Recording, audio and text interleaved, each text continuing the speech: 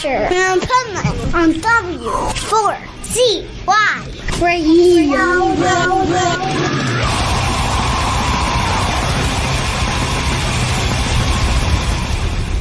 Wake up, America! It's time for the adventures of Pipeman on W4CY.com, West Palm Beach's #1 internet radio station. Here's your host, the Pipeman. I'm looking at the sky, feeling kinda small. I'm looking at my life, make some sense of it all. This is the Pipeman here on the Adventures of Pipeman W4CY Radio, and I'm here with our next guest, who is a amazing songwriter, musician, and just, you know, like has some of the greatest sounds I've heard. So let's welcome to his show, Steve Postell. How are you? Good to be here. Good to meet you, and that's a very nice introduction. Thank you. Well, thanks a lot. Well, you know, we're just going to be walking through these blues, right? That's what I do every day. There you go. So tell us about the new album. It dropped this month, and it's got, you know, not only such great music on it, but you brought along a lot of great musicians that are people you've played with and are friends of yours throughout your career. Well, that's one of the advantages of getting old, is you know a lot of people. Yeah, this was a little different than other records I've made in that in the time I was able to take to make it, and that was not a plan going into it. But what happened was I started making the record and was pretty well into it when COVID really put its grips into everyone's plans. And so for the first time in my life since I was 18, there was going to be no gigs. And for someone like me who's not a household name, there's really no reason to put out a record if I can't go play, because that's how people hear about the record and so on. So I decided to hold on to it and keep working on it. And then as it got more evolved, and the COVID thing was lightening up, then the Immediate Family, which is this other band I'm in, which I'm sure we'll talk about, with Leland Sklar and Russ Kunkel and Waddy Wachtel and Danny Kortchmar, we did a record, which we had started during COVID, and we released that. So that was like, okay, I'm going to hold on to my record. I don't want to compete with my own band. And then finally, Immediate Family's in between records. The timing was right. I'm going back on tour a lot.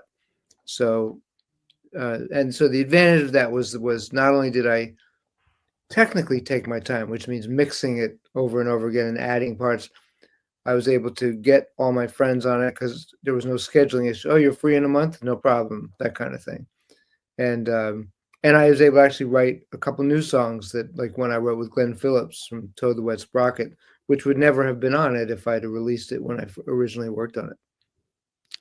That's pretty amazing. You know, I have said for a while too, like COVID, there's a lot of negative things about COVID, but I think one of the positive things about COVID is like musicians got a chance to jump off the hamster wheel and start creating again, and like have the actual time to create and think, and, you know, not be rushing from one project to another. It definitely slowed things down, and I think that's true. We did a lot of work remotely with the Immediate Family, where we made videos where we would all film ourselves in our own studio, and then the editor would put it together, and yeah, there was a way in which literally the first time in my life I had no gigs, my adult life, and there was I don't want that to happen again, but it was refreshing for a little while. You know, it's interesting too, because I look back on that time and, you know, during it, I hated that there was no live music. And, you know, I was doing all these festivals that all of a sudden were all canceled. But But now looking back on it, I'm like, it was kind of nice to get a little bit of a rest, and just sit back and like evaluate everything instead of keep being on the run. And now I think people, both the musicians, the songwriters, the listeners, the attendees of live concerts, all have a different perspective now where it's appreciated more, I think. Oh, no question about it. When I finally went back on tour, I felt that energy from the audiences. I really felt like, oh, we're so glad to be back doing this again. I really had a real visceral sense of the audience being grateful, not just for the music, but just for being able to be there. A lot of things happened in our industry during the beginning. One of them, which was an interesting byproduct, there were more guitar sales than there'd been in 20 years during the first 2 years of COVID. Wow. And it brought the guitar industry kind of back because people were sitting home. Well, I'll learn the guitar, I guess, I could see that though, because like if you're an adult and you're not a guitarist, you don't really have time to learn the guitar because you got so many other things going on. So now you finally have some downtime, and it's like probably people that always wanted to play guitar and they never had the time to do it. It clearly happened. I mean, the statistics are in, and I mean, clothing sales probably went down. I wore pajamas for a year and a half. Right. And so tell us about what the different songs on this new album and what made you decide which artist to be part of what song. I feel like there's an old, I don't know, it's one of these sayings that is attributed to different artists over the years, which is with sculptors that the sculpture is inside of the block of wood and they just have to peel away the stuff till they find it. It's sort of a metaphor for what they're doing. And I feel like songs, they tell me a lot. Even though I'm writing them, I'm kind of finding them. And then after I find them and write them, often they speak to me in the sense of, what would be good on this song is so-and-so's voice. I mean, that happened with the song Buried Stone. I'd written it, I recorded the basic tracks, and as I was recording it, I started to say, this feels like sort of a duet, like I should be communicating with a woman on this. And then I heard a voice in my head, and then whose voice is that? Oh, it's Bekka Bramlett's voice in my head. And I called her and she did it and did a beautiful job. So it's kind of, I try to listen to the song, if that makes any sense. That makes a lot of sense. That's actually pretty cool to hear, because it just shows that it's not really random. It is something like you're really in tune with the music, and like it just makes it an easy decision. Yeah, it's not just, oh, who's in my Rolodex? No, I mean, the song that Crosby sang on, I didn't plan to have him necessarily on the record. I played on his records and we worked together, but then this song, I wrote this song and I heard his voice and I went, oh, this is definitely a Cros song. Nice. Funny story.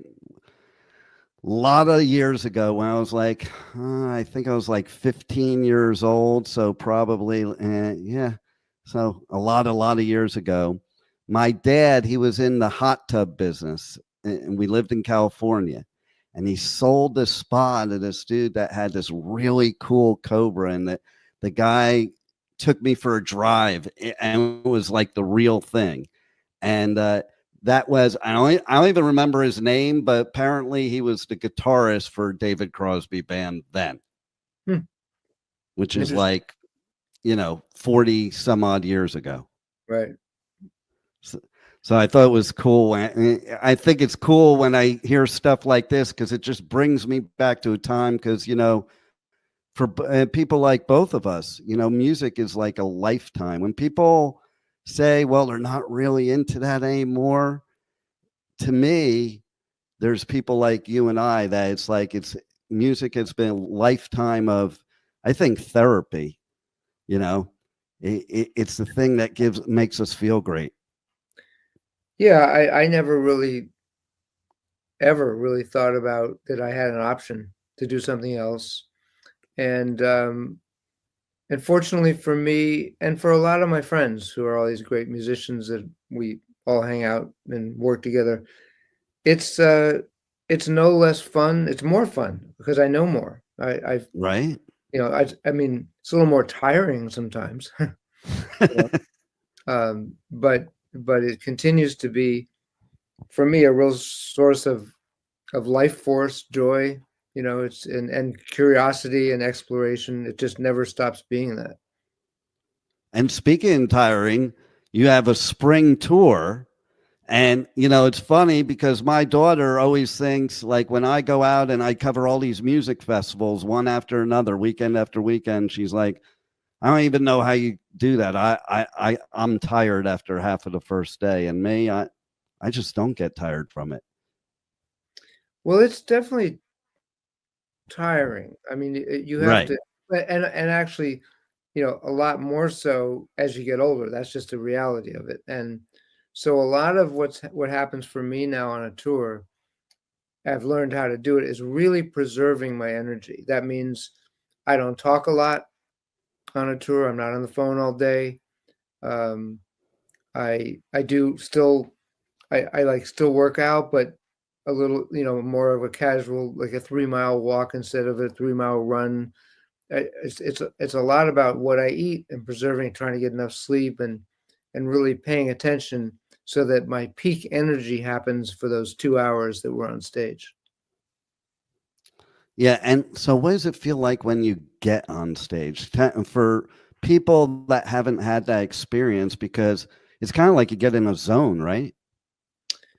Yeah, there's it's funny what Waddy Wachtel in our immediate family said, if you don't get nervous, you don't give a shit. Right. So there's still this, it's not intense nervousness, but it's not stage fright, but there's still like, your adrenaline's up, you're a little nervous. And for me, once the first note happens, I get unless something's really wrong, I just get in the zone. I'm not really thinking about much. Right. I'm noticing. I notice, but I can see the audience. But it's a really otherworldly state. It's not an intellectual state. It's a very present state. As a matter of fact, it's interesting. I had years ago. I was at a lecture by a Tibetan Buddhist priest, and he said he was talking about the state that the meditation they get into. He said, now musicians, they know that they get in this state when they play it. And I was like, well, that's interesting. Yeah. So it's a very, very present, if you're doing it long enough that you're comfortable and you have enough years under your belt, you just kind of get in extremely present. You're just in that moment. You're not thinking about that moment. You're not analyzing it. And then after the show, you're like, oh, that happened. That's cool. So it's something I love. I love the energy of it. It is, yeah. And the crowd energy. It's kind of like a drug, right? Well, it's a conversation. It's a conversation with the audience, and the audience is just as important as we are. Otherwise, we wouldn't do it. And you can feel. It's funny. It's funny. We have these. We're rehearsing right in an hour. We have a rehearsal. We're rehearsing for this coming up tour, and I've been going over the tapes from the last tour, live tapes, and I was a little shocked at the level of enthusiasm at the end of each song, cheering and from the audience, because you're just doing it. I mean, I notice it, but not like, oh wow, but listening back, I'm like, well, they really like this music. That's cool. And that's part of that being in the zone. It's kind of like you don't notice certain things. I think it's really what gets rid of the nervousness too. So even for somebody like me, as getting on the radio, or I'm also a speaker when I get up on stage and I speak. Yeah, I'm nervous right before I get on stage, or I'm nervous right before I turn on the mic. But as soon as that mic goes on, there's like this switch inside my head, and it's almost like an out of body experience. Yeah, you get really dialed in, and then you're just, it's if you've done your work, like the Malcolm Gladwell said, the 10,000 hours, and for musicians, it's probably 100,000 hours of Right. practice. You can count on that to take hold, take root in what you're doing, so that you've done this a million times, and you feel the energy for sure, different energies of the audience, and actually sometimes it changes.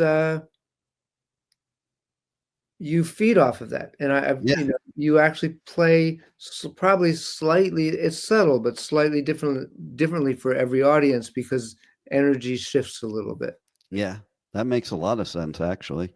So tell us a little bit about the spring tour, and what people can expect from all your shows, your live shows. Well, this particular tour, which really is an offshoot of before David Crosby passed away suddenly and sadly, we were preparing to go on tour with a new band and sort of a set list he wanted to do, which was he wanted to go back to a little bit more of what CSN and CSNY had done in their sets, as opposed to the more Crosby-centric shows he'd done in the last few years. There still were those songs in there, but we were bringing back in CSNY stuff. And we didn't get to go on tour. We got to put the show together. We got to rehearse, and right in the middle of all of it, all of a sudden he was gone. And that led to about 6-7 months later, his son, James Raymond, his keyboard player, musical director of that band with me, and I did a tribute concert at the theater we were supposed to start the tour at, to fulfill so the people who had bought tickets to the show. Mm-hmm. It was a wonderful concert. We had Sean Colvin and Richard Page and Colin Hay and Chris Stills and wonderful, and the band that Crosby had chosen for that tour.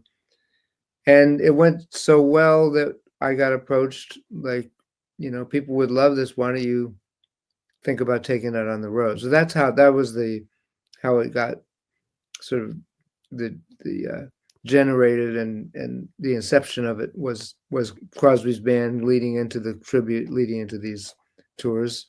And we're just doing a lot of those songs that we were going to do then. It's sort of my friend Jeff Pivar, who played with David for 28 years, brilliant guitar player, and I sort of put together a set list of what we would want to hear if we could go and see Crosby, Stills, and Nash at their Crosby, Stills, Nash & Young at their peak. What would we want them to play?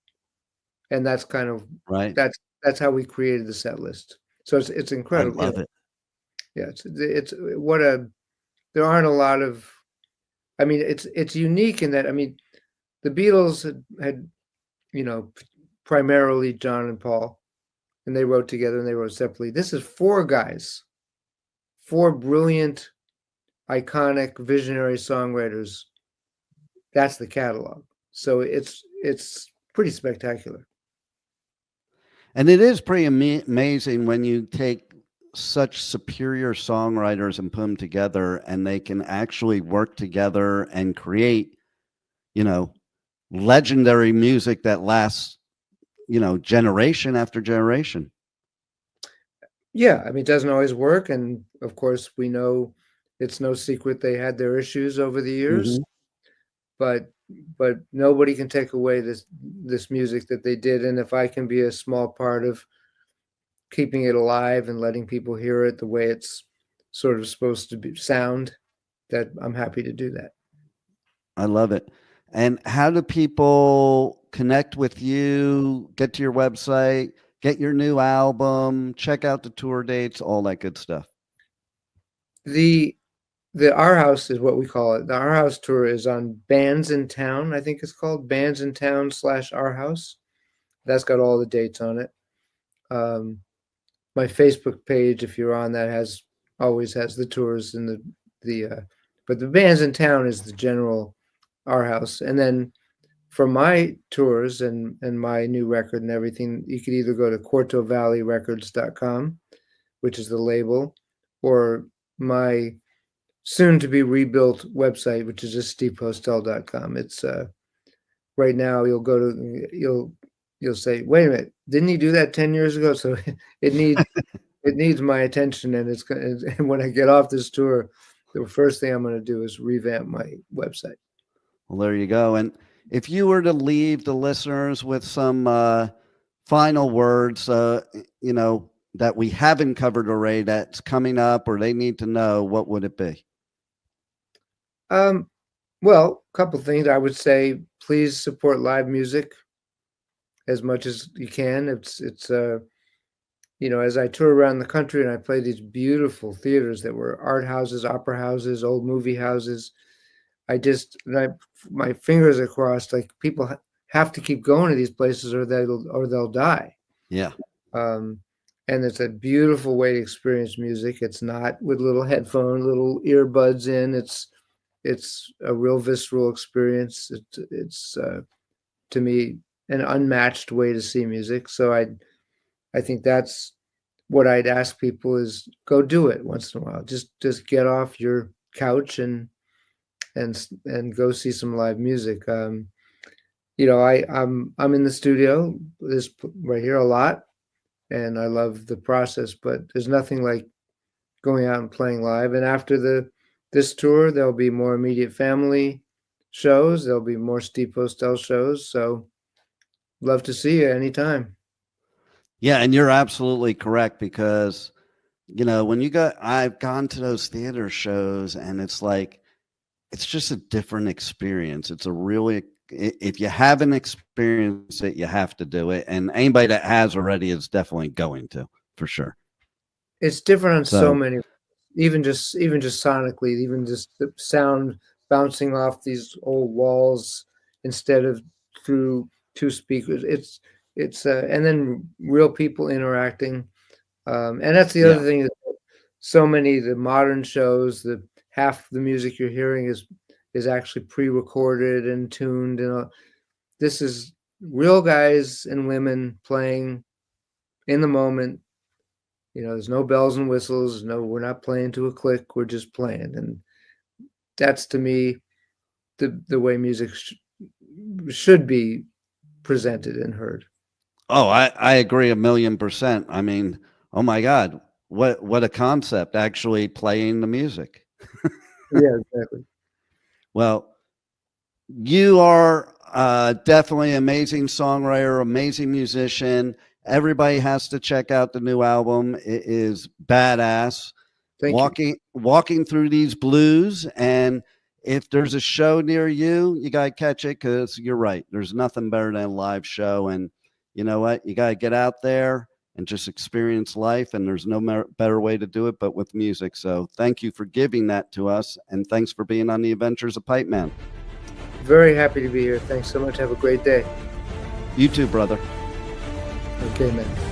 Thank you for listening to the Adventures of Pipeman on W4CY Radio.